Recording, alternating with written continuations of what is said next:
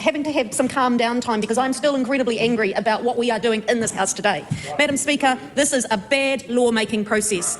Nothing is worse than taking away people's democratic rights to have their say on a bill that is going to take away their ability to be able to get their pay equity claims through, as they were able to do under the Amendment Act that came through in 2020. Madam Speaker, at that time, we had a number of groups around the country that had their say around what they thought that law should look like, and that was followed through.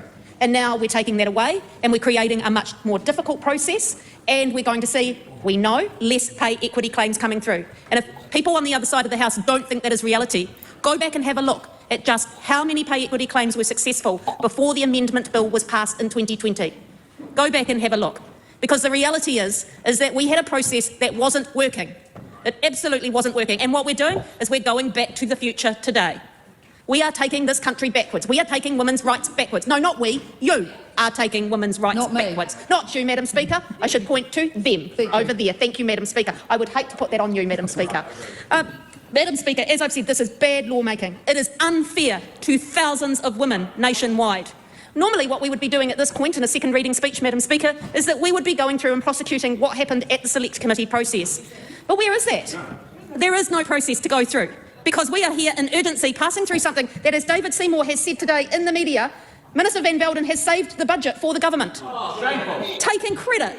Even though the Prime Minister today said, well, it's not about the budget, the soon-to-be Deputy Prime Minister is saying that the Minister has saved the budget for the government. So who is right? Well, we on this side of the House know that this is all about making that budget work and that budget square up. And as I said, Madam Speaker, in my first reading speech, and so did many others, once again, women are having to pay the price. Women are having to pay the price in this country for bad fiscal management. And enough is enough. We saw that today out the front of this Parliament. We saw people say enough is enough. We have been waiting far too long for women to get what they are due, for women to be valued in their roles, for work that has been traditionally seen as women's work to be valued. And only when we do value that work, Madam Speaker, at that point will we see that it won't solely be women's work, that we will see more other people, other genders, men going into that work as well. When we have people that are standing up outside and saying that they feel like their legs were cut off today, feeling like that their breath was knocked out of them because they had no idea that all the work that they had put into working through their pay equity claims would be all for nothing. And not only that, Madam Speaker, standing outside today and saying we're not even having the opportunity to speak about it, to come and put our case forward. So, Madam Speaker, that is what we are here on this side of the House to do, is to put their cases for them today, so that they know that we are hearing them and valuing their work and valuing the work that they have done to ensure that their work is valued overall by society. And one of the most important ways that we can do that, Madam Speaker, is by paying them appropriately. Madam Speaker, one of the aspects that was always very frustrating with me in the pay equity space when this government came into power was that they got rid of the Pay Equity Task Force. Now, the reason that they got rid of the Pay Equity Task Force, in their own words, was that they said the pay equity claim process was working really well, and so that there was no reason to keep the Pay Equity Task Force.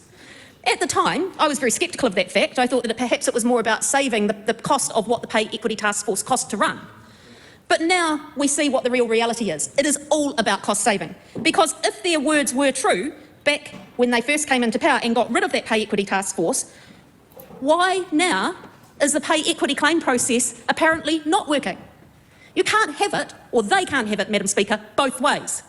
It's either was working really, really well, which I know to be true because we had a large number of successful claims with the help of the Pay Equity Task Force, or it's not. But then I go back to say, Madam Speaker, that the real reason is about saving money. And the real reason is about making a budget work that has been, again, is seeing women paying the price for bad fiscal management. Women are paying the price in this country for tax cuts and tax breaks for landlords. That is the absolute bottom line of what is happening here. And I go back to saying, Madam Speaker, that all those women who would have come in, all those, it's not just women, it would have been men too, all those people who would have come into a select committee process to submit on this particular bill would have said that leave that alone, because we are getting claims through. We are getting the work done and we are seeing the work being valued. Madam Speaker, it appalls me, and I listened to the first reading speeches from the other side of the House, It absolutely appalls me the weak reasons that they have given for passing this through. It is smoke and mirrors when you say that it is about putting a better framework in place. Improve the framework. If that's the case, don't get rid of it. Don't get rid of it so that there's nothing there at all. Start from that base and add to it. If that member over there is saying we're not getting rid of it, go and read the bill, because that's exactly what the bill says. And it also says in that bill that that side of the House is stopping all current claims. That's 33 claims that are being stopped with this introduction of this bill here today. Some of those claims have been in process for 4 to 5 years. How do those people and how do those sectors suddenly feel that their work is being valued? I can tell you right now that they are feeling really angry. So if that side of the House thinks that this is going to quietly go away, I really feel that they need to think again and hang your heads in shame, or stand up and do something about it. That side of the House still has time to put this right. Just because that side cannot make their budget work, women should not have to pay the price for that. They have been paying the price in history for far too long. And this should end now. Again, I go back to my first reading speech, Madam Speaker, and I shall end with this. But Madam Speaker, this should not be something that becomes political. Women should not be used as a pawn to actually then work their budgets out for them. We should be working this through together. And you know what, Madam Speaker? In 2020 we did. We came together for women in this House. What a shame, Mr Bates, that you can't now support women and that you would rather put politics first than supporting women get a fairer wage, a fairer pay for their work. Madam Speaker, I absolutely condemn this bill. So what have you gathered from the brief bit of not knowing much about the details apart from it was passed under urgency? I'm really worried about it. And I'm worried about it because who wrote it? Because there's been no process involved that's had any public scrutiny at all. It's a very Trumpian sort of thing to do. We're just going to come in, smash everything over. We're going to ignore the work that people have done on cases. We're going to say all of that Labor, that doesn't matter. We're going to say you don't have any rights to even engage with us about the bill. And when you rewrite a bill, it just doesn't come out of nowhere. Somebody's written it. Who wrote it? And who's given any feedback on it? Because it sounds like it's big business and industries that don't want to pay. And yeah, that it really worries me. And I just don't really understand how we've ended up in a situation. And Labor's partly to blame for it because they set up this fast track under urgency thing. And it's just been completely abused. The urgency powers have been around since the birth of the New Zealand Parliament, if that's what you're talking about there. So it's something that's been around for a very, very long time. It's just this current government uses it a hell of a lot more than the rest of them. And the thing is, they do also have the other option. It's called extended sittings. And extended sittings is where you don't have the fact that you skip select committee process and all that. Extended sittings just means you work longer, but you can only go through one stage of each bill per order paper day.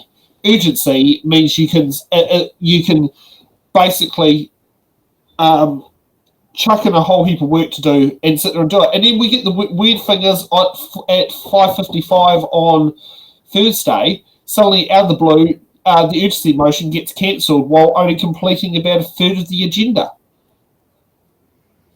But I think that was because national MPs want to catch their flights home.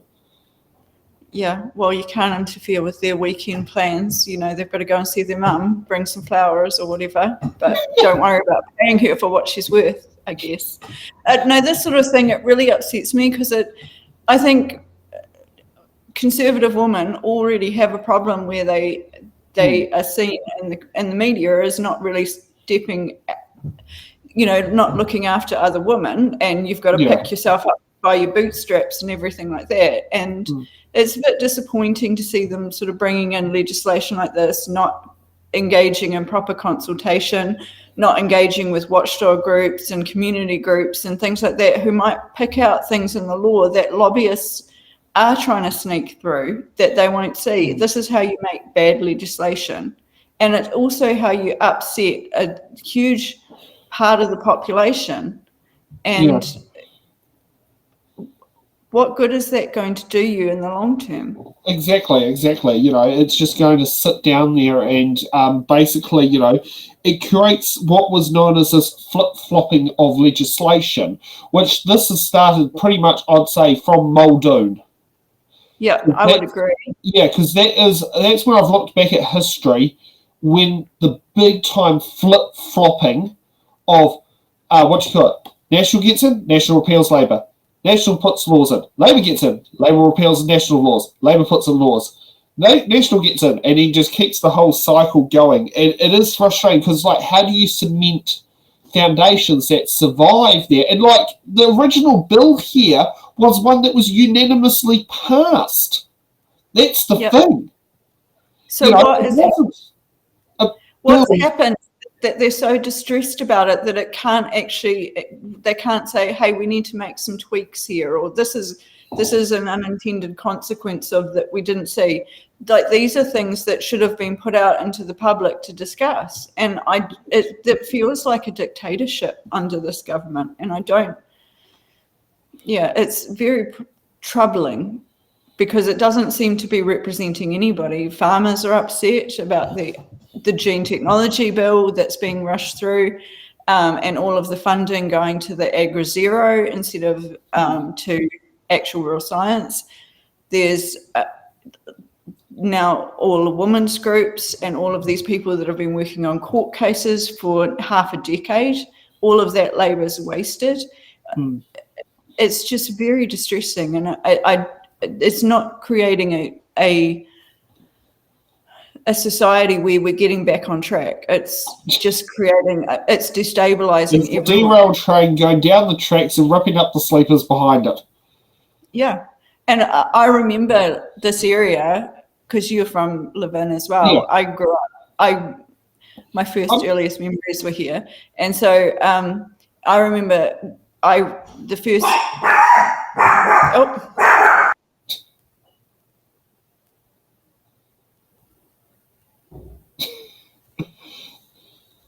hopefully it's quiet. So the first government was Roger Douglas's government, and that was a huge reaction to the Muldoon government. And I will.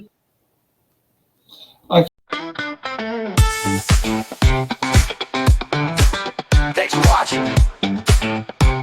Make sure you're subscribed to our Facebook, YouTube, Twitch, Instagram, TikTok, News Guide, the Order Paper Podcast. YouTube, Twitch, Instagram, TikTok.